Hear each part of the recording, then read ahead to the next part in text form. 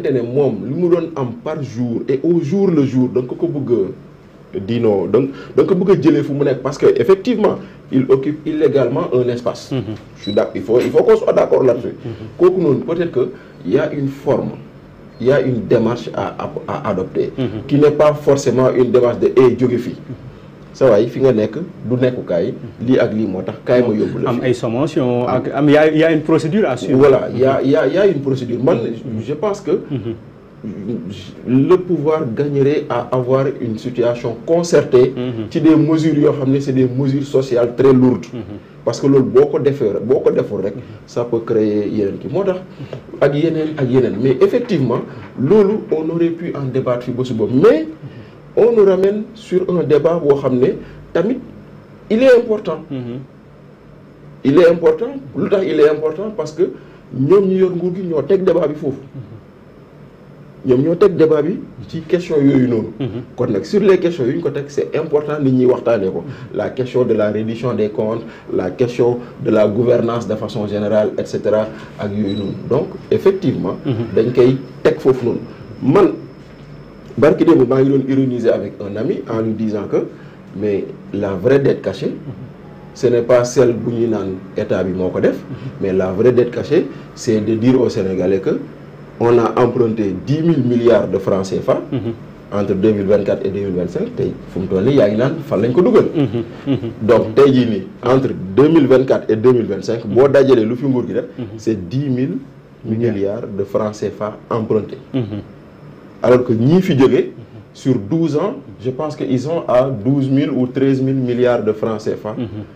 empruntés donc xoolal le rythme kii bi marge bi ratio bi dafa doy na waar donc on s'interroge en se disant voilà on est en train d'emprunter pour faire du fonctionnement. On est en train d'emprunter pour payer le salaire de monsieur Sow et de monsieur Fall. On est en train d'emprunter pour payer le carburant. On est en train d'emprunter. Mais quand est-ce qu'on va emprunter pour construire, pour investir donc xam nga mu nekk loo xam ne ñu bëri sax d'ailleurs loolu lañu reproché par rapport à la dette dañuy wax ni pays africains yi ñoom dañuy leb man bañu ma bor gis nga Pape man bañu ma bor leb aayul xam nga lan moo bon nga leb di ko lekk parce que du feeñ ci yow boo lekkee regg nga après bu jeexee nga dem wutiwaat alors que bu dee da ngaa leb tabax bu dee da ngaa leb investir dans des investissements productifs yu lay jural xaalis loolu kenn bañu ko te nag kenn du ne kenn bul leb surtout un état ne peut pas être en faillite c'est le principe qu'on nous dit un état est toujours solvable moo tax ñenn ñi même ci banques yi ils préfèrent lebal état plutôt que lebal particulier moo waral par exemple ñenn ñi naan leen le recours constant ou fréquent au marché financier ça peut avoir des impacts négatifs sur l'économie du pays et de la sous-région parce que banques yi dañuy téye seen xaalis ñu ne état soxla na 400 milliards